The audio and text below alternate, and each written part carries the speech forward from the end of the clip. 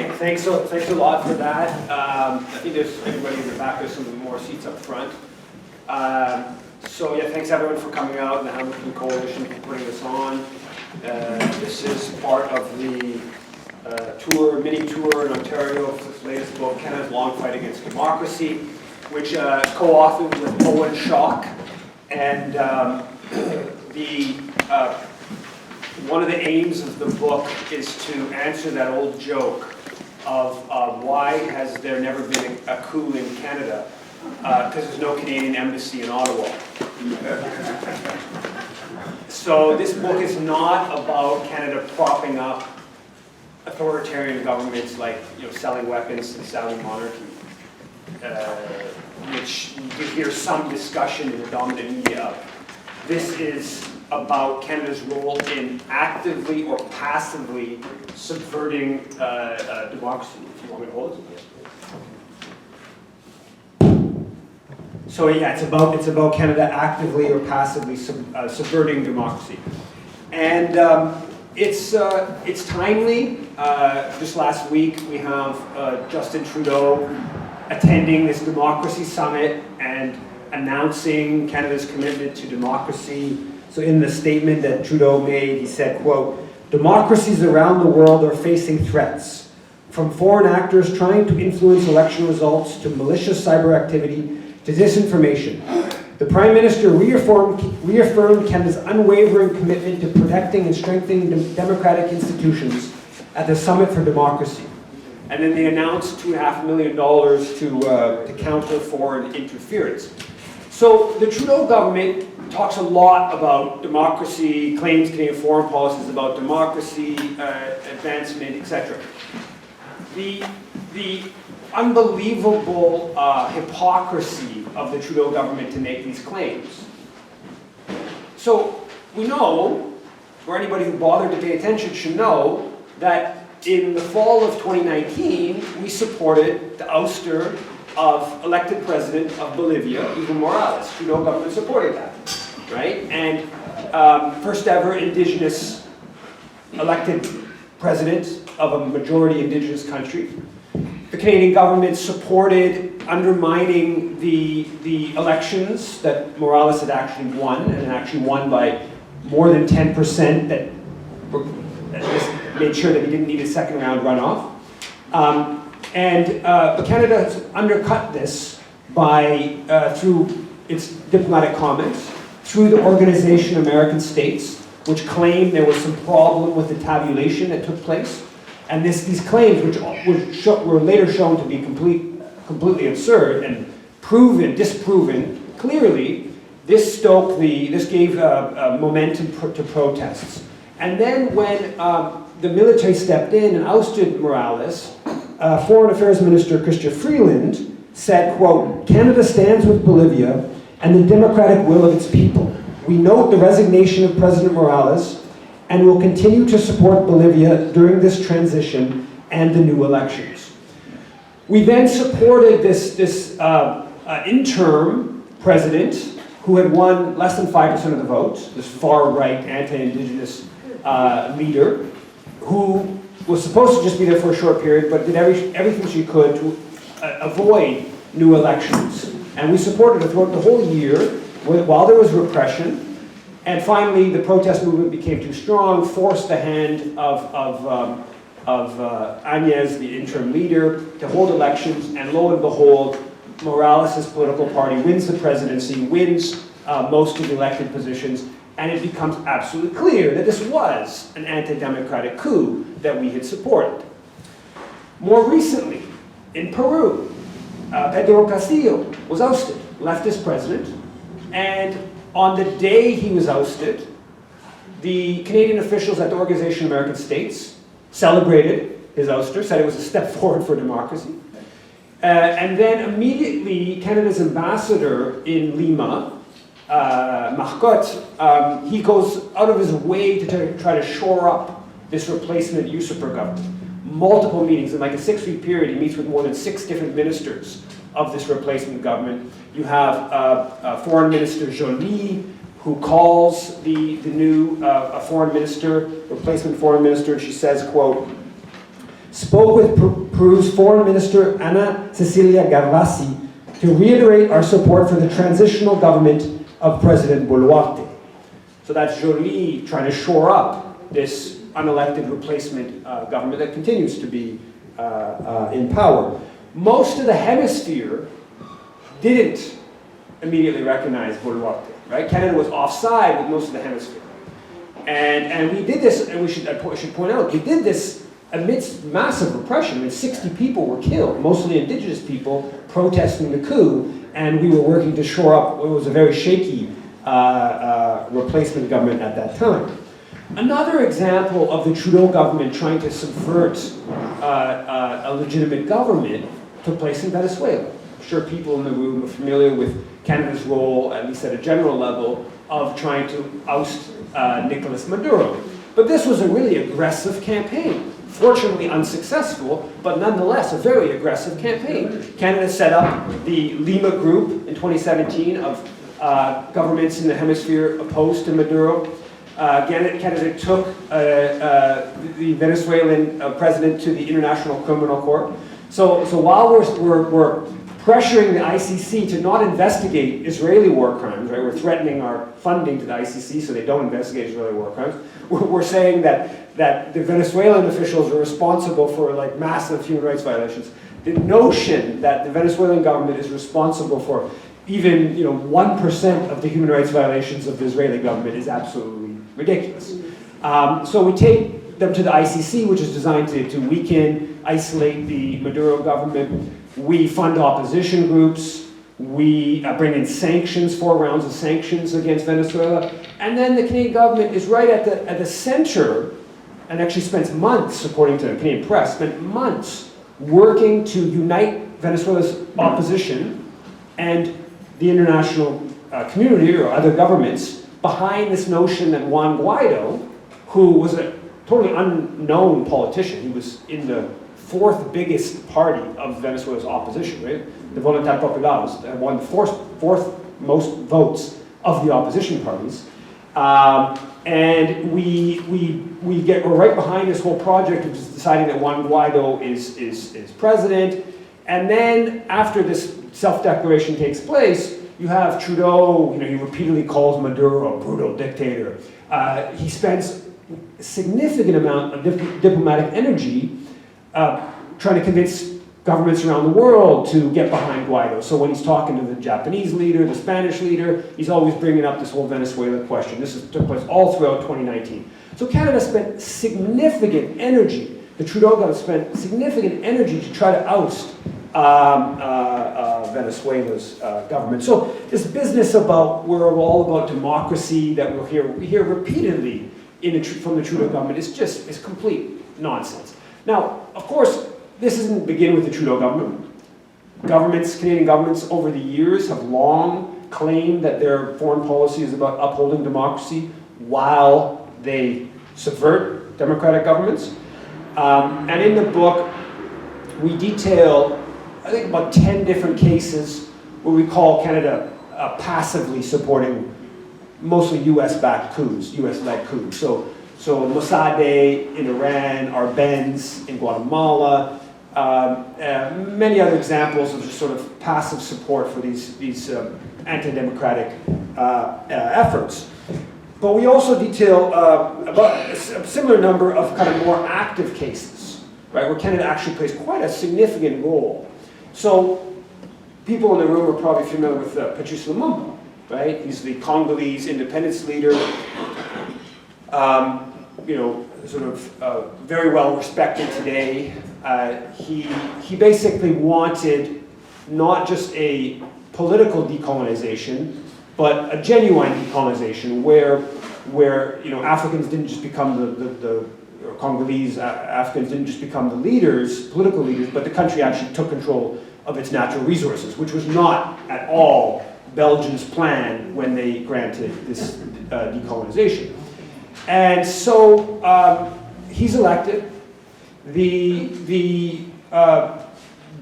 Belgians support a secessionist movement. Lumumba turns to the United Nations to defend the territorial integrity of Congo. The Americans want this UN mission not to defend the territorial integrity, but basically to undermine Lumumba. Canada leads up the UN mission. Canadians top military commander, and they work very aggressively to undermine Lumumba. The UN, Canada channels its aid funding via the UN, even when the UN is pretty much working against Lumumba. When Lumumba gets dismissed by the president in a way that's unconstitutional, Canada supports that.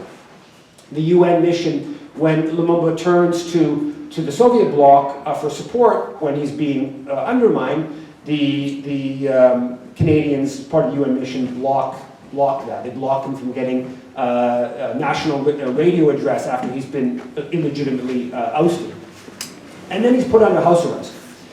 Now, Lumumba escapes house arrest. And it's the Canadian commander who tells Joseph Mobutu, the head of the military, where Lumumba is, gets a plane, puts Canadians on that plane, they go and recapture Lumumba, and not long after, he's assassinated, his body is dissolved in acid, there's apparently 1 or 2 teeth that exist afterwards. So after the US and Belgium, Canada was really right at the center in this effort to oust Lumumba.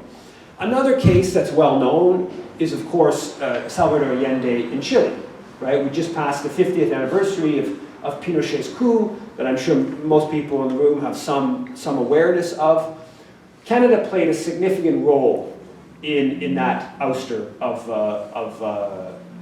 elected Marxist president. So for instance, we cut off Export Development Canada credits, insurance, while there was an elected government. Now, immediately after Pinochet took office, we support the Inter-American Development Bank's funding. We supported cutting off IMF funding. Then afterwards, we support restarting that. So we were working to destabilize Allende, and that goes back actually even previously when Allende did well in the 1964 election, and then we tried to support the person who defeated him as a way to avoid Allende coming to power.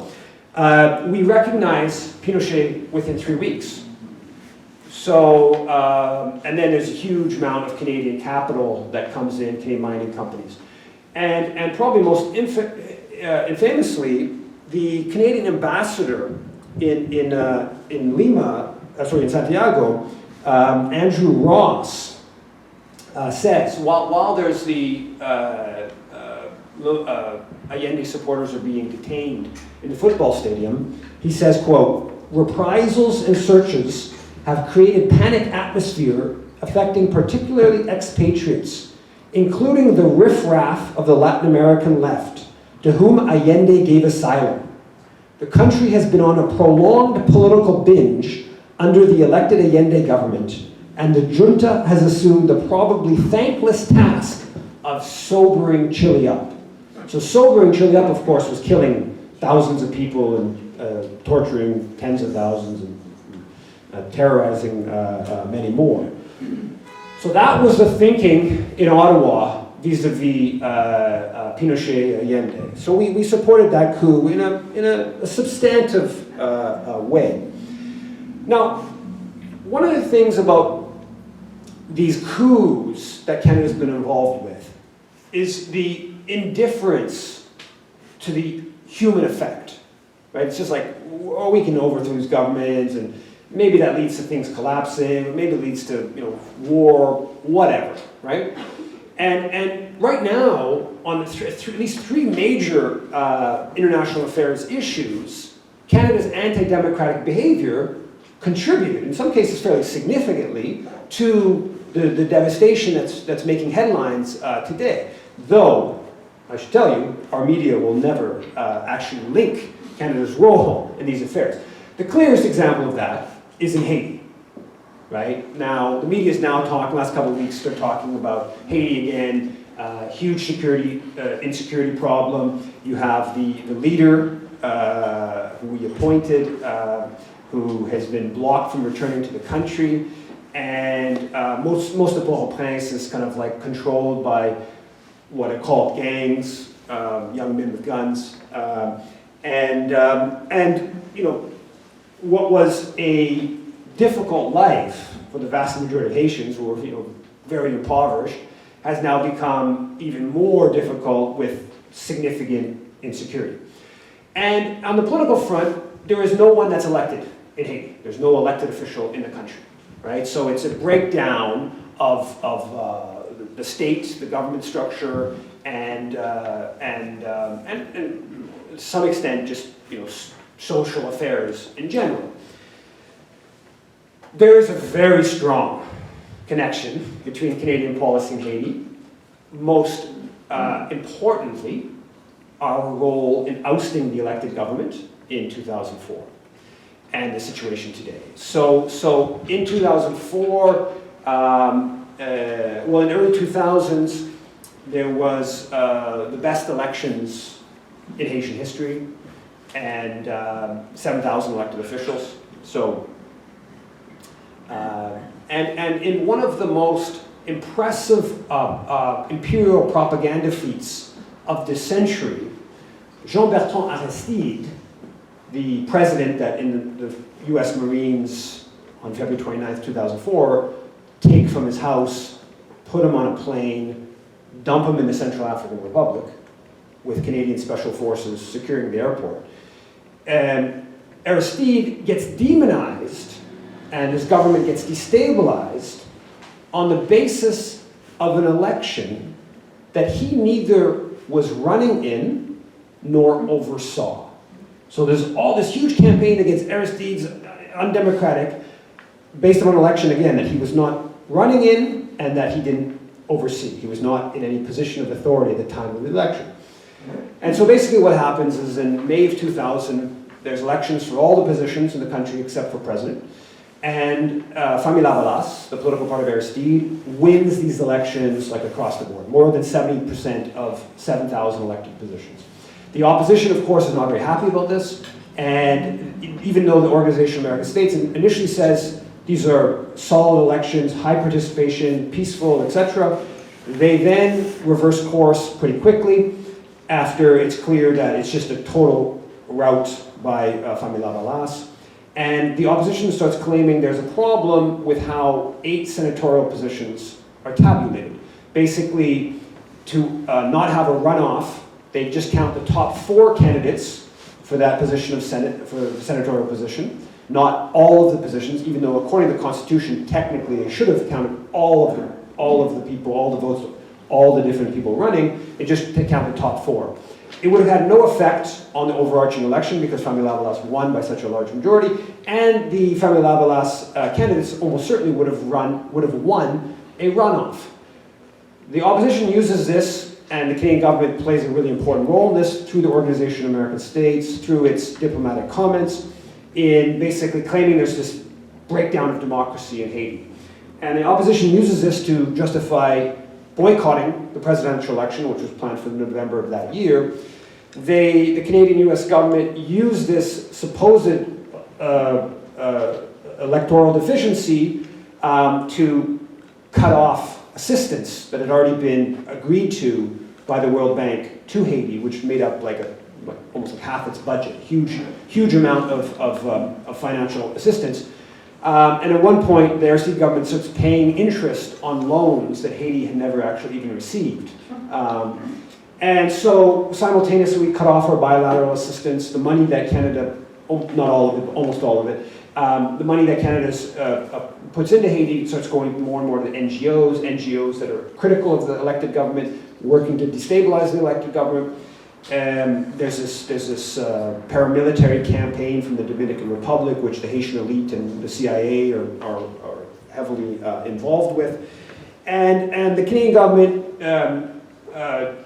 Aristide's first international trip is to the Summit of the Americas in April of 2001, and Chrétien starts lecturing Aristide on the democratic deficiency. So we work to isolate him internationally. We promote this OAS mission, all part of trying to weaken Aristide. And then on January 31st of 2003, the Canadian government hosts the Ottawa Initiative on Haiti, where they bring together top officials from the US, the George Bush administration, from the French government, from the OAS, where they decide that Aristide must go, Haiti should be put under UN trusteeship, and the Haitian military should be recreated. 13 months later, the elected president has been forced out, Haiti's under UN trusteeship, and the Haitian military has been sort of recreated. And so this is, and Canada, like I said, Canadian troops actually invade Haiti to oust the government, and it's not just Aristide, it's all 7,000 elected officials. And then there's this coup government that we support while they kill thousands of people. We support diplomatically, we have Canadian troops on the ground for 6 months, et cetera, et cetera. Now, one of the things that comes out of the coup is something called the core group. How many people have heard of the core group? Okay, a handful of people. Okay, everyone in Haiti knows what the core group is. Okay? It's this little group where the ambassadors of the white countries get together and say, Haiti should do this, Haiti should do that. It's the body of the US, Canada, France, OAS, Brazil, European Union. And it's the core group that appointed the leader who has not been able to return 2 weeks ago, Ariel Henry. They appointed him nearly 3 years ago through a tweet. Literally, this is not exaggeration. This has actually been in the CBC's even reported on it, mentioned this. Ariel Henry was, after Jovenel Moïse was assassinated, there was a three-way power struggle, and the way the power struggle was dealt with was the core group put out a tweet, and then instantaneously everything fell behind Ariel Henry, and who has no constitutional legitimacy, no popularity, etc. And so the influence Canada has in Haiti and has had in Haiti since the 2004 coup is substantive. We hear about it almost never in our media. Like I said, most people in this room don't know what the core group is. I think if you went to Global Affairs Canada and you asked Global Affairs Canada officials, you probably have 2 or 3% who'd even ever heard of the core group. Yet in Haiti, everyone knows what the core group is because the core group has been largely running Haitian affairs for the past 20 years. And so the total breakdown in democracy and security in Haiti that we're seeing today is strongly connected with Canadian policy, some that I haven't mentioned, but importantly, the 2004 coup. Another example of the substantive human toll of Canada's anti-democratic behavior is in the Ukraine, okay? We helped overthrow an elected president in 2014, right? Just a little while ago, we just went past the anniversaries, right? There was a 2-year anniversary of Russia's invasion, tons of media attention. There was also the 10-year anniversary of the coup against Viktor Yanukovych, basically no media attention, very little media attention, and literally no attention about Canada's role in ousting Yanukovych. And the ouster of Yanukovych leads directly to Russia seizing Crimea, and it also leads to a civil war in the east, which becomes a kind of low-level NATO proxy war with NATO and or at least the Anglosphere elements of NATO and Russia. And then, of course, two and a bit years ago, Russia significantly expands that war. And I don't agree with what Russia's done. I think it's contrary to international law, but there is a context. Now, the 2014 coup, people often say that, well, Canada just supported the Maidan protests. There was this popular revolt against this corrupt leader, and Canada just supported those protests. Not true. Not true. Canada worked to destabilize Yanukovych from the get-go, even though large numbers of Canadian electoral observers observed the election, and they were almost invariably anti-Yanukovych, because Canada was against Yanukovych before he was elected, and yet they found that he was a legitimate election. And the reason Canada was against Yanukovych was pretty simple. he supported neutrality, right? He put in not joining NATO into the Constitution. And so Canada works. Harper in late 2010 goes to Ukraine. He does all kinds of things that are kind of provocative to undermine Yanukovych doing that. He brings all these members of the Ukrainian Canadian Congress, these sort of right-leaning Ukrainian, so-called Ukrainian nationalists, including one that Royal Military College professor Ludimir Lukic, I believe is his name, who publishes a piece in the Kingston Whig Standard, the Kingston paper, afterwards, where he says that the real Ukrainian nationalist is Stephen Harper, not the elected president of Ukraine. Just to get a little sense of the kind of ideology they had. So Canada works to destabilize Yanukovych, and then when the Maidan protests get going in late 2013, you have the spokesperson for the Canadian Embassy is like a leading activist, the Maidan activist, okay? That's not standard affairs. The spokesperson for a country's embassy is not also trying to overthrow the government in that country. You have John Baird, the foreign minister at the time, going to the Maidan Square in early December of 2013 and supporting the protesters. So Paul Grod, the head of the Ukrainian Canadian Congress, is on stage saying, Canada's foreign minister is giving his support to your effort to oppose Yanukovych. And then, taking it to a whole new level, you have the Canadian Embassy, which is close to Maidan Square, being a base of opposition to Yanukovych for more than a week in the final days of the protests, including the C14, a far-right organization, using the Canadian Embassy as part of its campaign to overthrow the president of the country. And then after the coup, we work really hard to consolidate it. John Baird trip, you have Harper make multiple trips to the country, aid funding, etc. And so the horrors that we're seeing, the violence, the war in the country, is not disconnected from Canada's role in subverting a legitimate election in Ukraine. But you won't hear about this in our media, right? This is just kind of like ignored, even though there's been a real toll of our policy. Another example, maybe less significant, but nonetheless important to discuss, is with regards to the horrors, the Holocaust, really, that Israel's committing in Gaza. And so Canada, in its hostility to Palestinian democracy, after there was election in early 2006, that surprisingly, Hamas did very well, Canada immediately cuts off its funding. First country after Israel to cut off its funding to the Palestinians. Then when there's a Palestinian unity government, we work to bust up that Palestinian unity government. We isolate them diplomatically, won't have any diplomatic affairs, which with the intent of busting it up and sowing division. And then we start funding and training the Fatah-led security forces, and then we end up with a Palestinian civil war, and Hamas takes control of Gaza. Now, Israel uses that, of course, to deepen its siege, to justify ever more murderous assaults, 2009, 2012, 2014, 2021, and then, of course, what we're seeing now.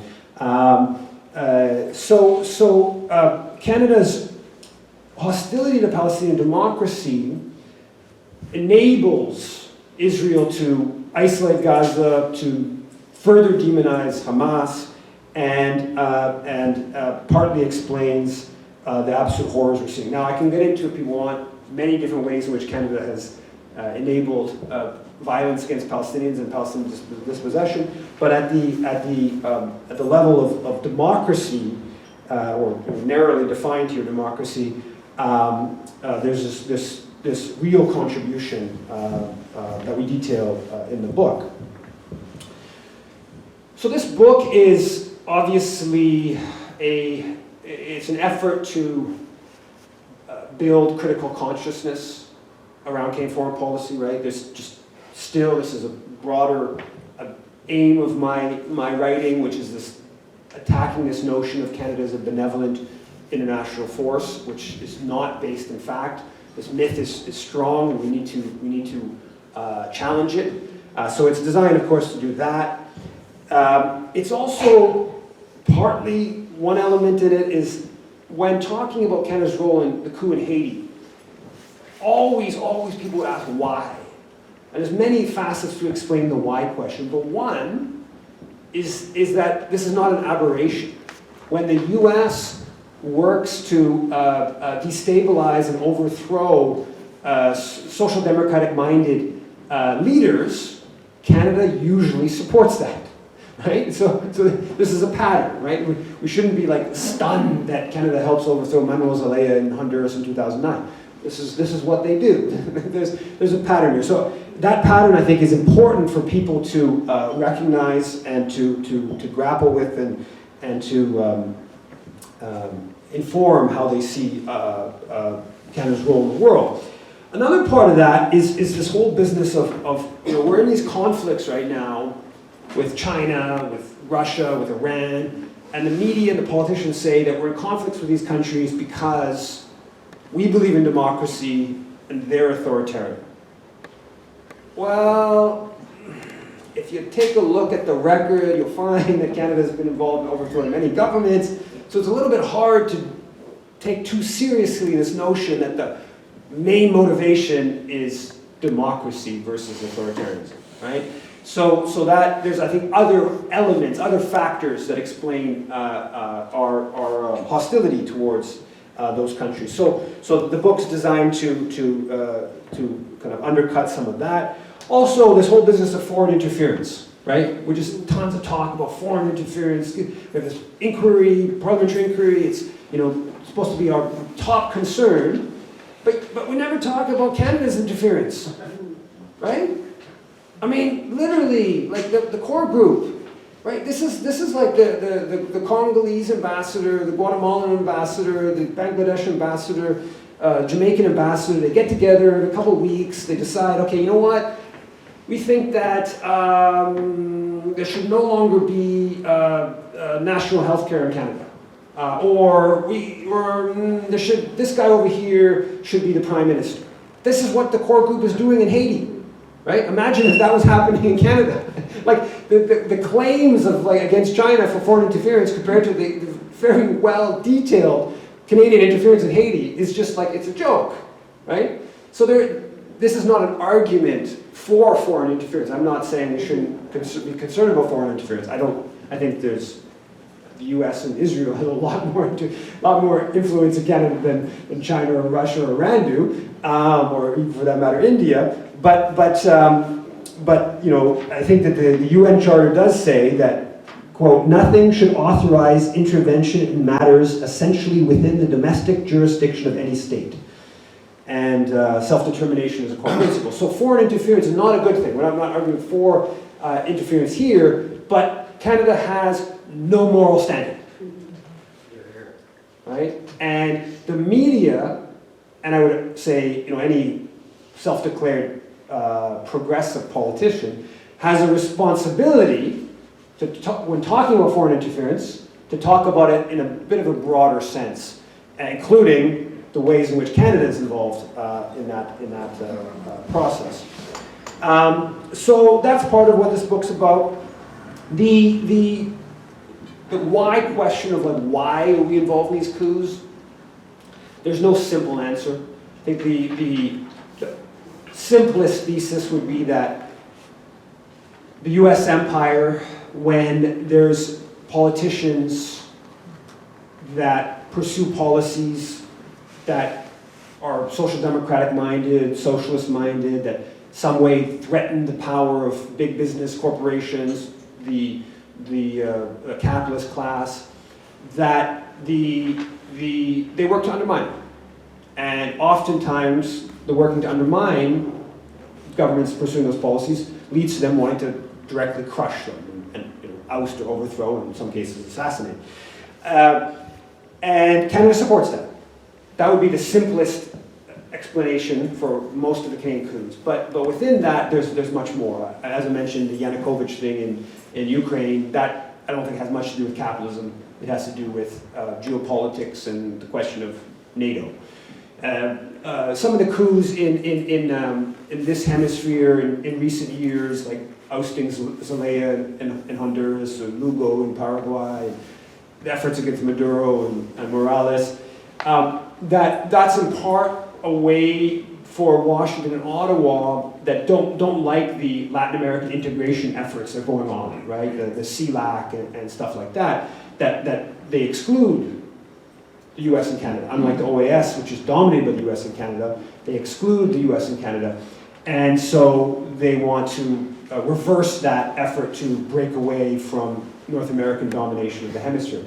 And a similar dynamic with the ouster of Lumumba and Kwame Nkrumah in Ghana in '66. Part of that was again was an attack against Pan-Africanism and the efforts of those leaders to build a decolonization that had a Pan-Africanist element to it.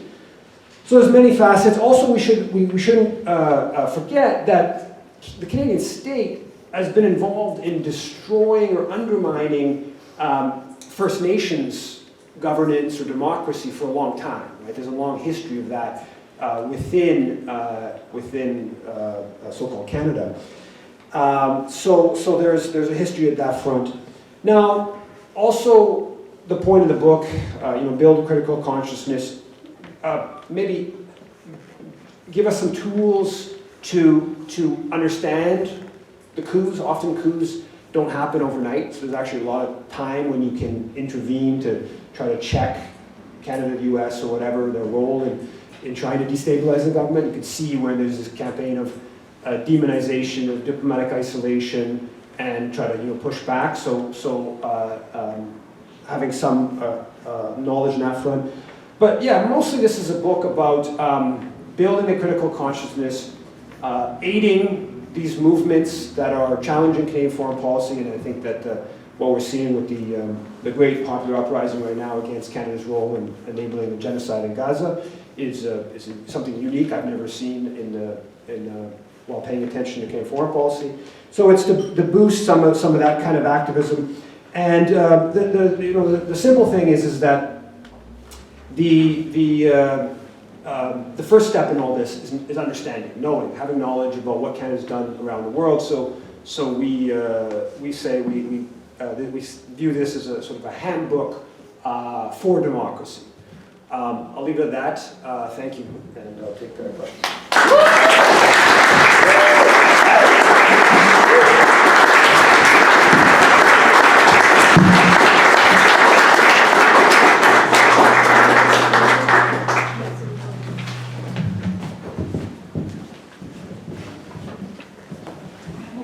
I have a question for you.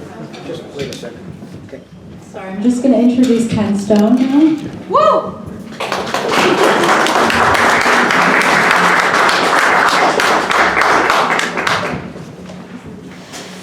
Thank you, Talar, and thank you very much, Yves. Normally, at this point in the meeting, I would come with the big red hat and pass the hat around for collections. But I'm not going to do it tonight because I'm hoping that everyone will first purchase one of Yves' books, and then we'll leave this on the table, and if you have any money left over, please throw it in. I'm here to thank and to praise Yves Engler, and I'm going to start off by telling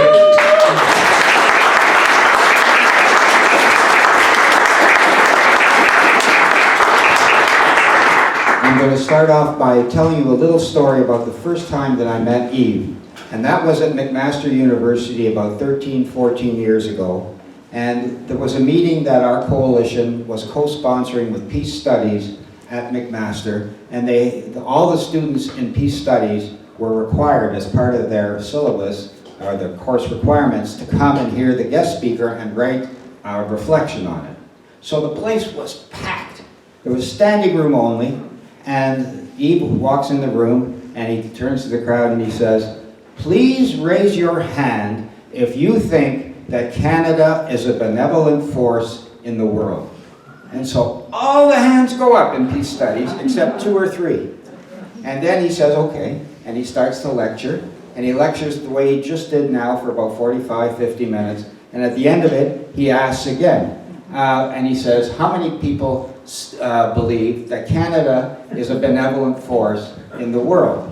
And only about 2 or 3 hands went up after that. So that was my first introduction to Yves, and I was really, really impressed. And he's been back, this is the 12th time he's been back to launch a book in Hamilton, and we thank him for that. I wanted to say that Yves has consistently shown that Canadian foreign policy is not independent. It's completely tied to U.S. foreign policy. And he alluded to several reasons for it, but from the point of view of our coalition, it's because we belong to NATO. And that is the biggest problem that we as Canadians who think about fairness and justice in the world have to deal with. We have been trying to build a movement, and so has the peace movement across the country, to get Canada out of NATO so that we can have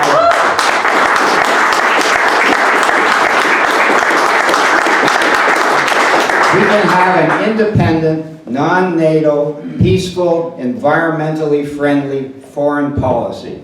And we don't have that now, and as long as we belong to NATO, we will be dragged into every war of the U.S. empire. So it's upon us to take the lead from Yves and do whatever we can, join with our coalition, and try and get Canada out of NATO. There will be actually the 75th anniversary of NATO was just this week, and there's going to be a demonstration, no, it's next week, and there will be a demonstration in Toronto on Sunday, April the 7th. And one of our members will be speaking there, I hope. And you might want to keep your eyes open because the big celebrations will take place in Washington, D.C. on July 6th and 7th. There's going to be a NATO summit for the 75th anniversary, and there's going to be a counter summit. And Canadians are going down there to participate in the counter summit. So there may be a bus, there may be carpooling, but you are welcome to think about joining some of us going down to Washington to protest the 75th anniversary of NATO. I wanted to say one thing though. The coalition wanted to. We agree with Yves on about 99% of things. There's only one thing the coalition wanted to note, and that is, as Yves mentioned about Ukraine, he mentions that in his opinion, which we respect, the Russian special military operation, the Russian intervention in Ukraine in 2022, according to Yves, was illegal. That's not the position of our coalition. Last year we had the pleasure of coordinating a tour by Dimitri Lascaris, which went across the country. Dimitri is a very renowned Canadian lawyer. And he says that and he said everywhere he went, there is a very good case for Russia's military intervention in Ukraine under international law. And he cites Section 51 of the UN Charter, which says that in certain conditions of self-defense, a country may take military action. And he also cites the issue of the right of self-determination, and in reference to the people, the Russian-speaking people of the Donbass who rose up after the coup in 2014 in Kiev.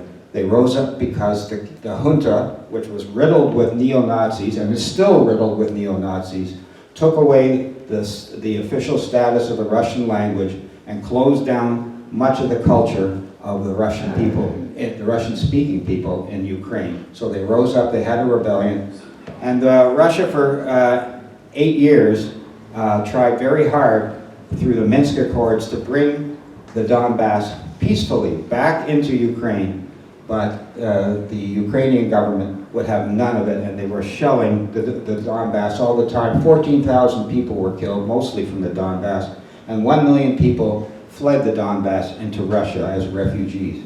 So from our point of view, the intervention by the Russian government was not illegal. it was something that the Russian government had to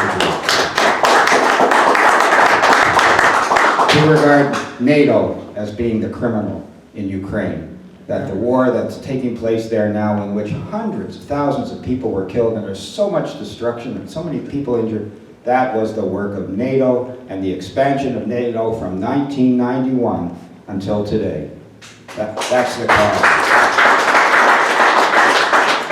So having said all that, I want to point out that Yves also is a guy who does remarkable research and publishes. I don't know how he finds the time to publish a book every year practically, but he also writes articles, he gives speeches, he has the Canadian Foreign Policy Hour every Monday from 6 to 7, which you can tune into, and he really walks the walk too on the political end too, because he often disrupts some of the rich and famous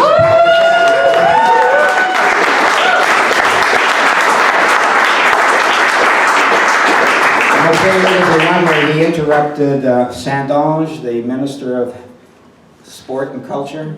That one went viral. 1.2 million people watched that. All right. So congratulations to Yves. A man who not only talks the talk but walks the walk. And there is a little gift that Anne Wolko would like to give to Yves at this moment. Come on up, Anne, and if you want to say a couple of words. Oh, just a minimal. Okay. Again, Yves, thank you so much for being back. This is just a little gift that I got at MAC a few weeks ago. There's a strong contingent of SPHR supporters, Solidarity for Palestinian Human Rights, and these are chocolates made in Middle Eastern style by young women who are from families of refugees who've come here. And the name Wood Bites, it means affection in Arabic. And too small for your family, but with affection from all of us.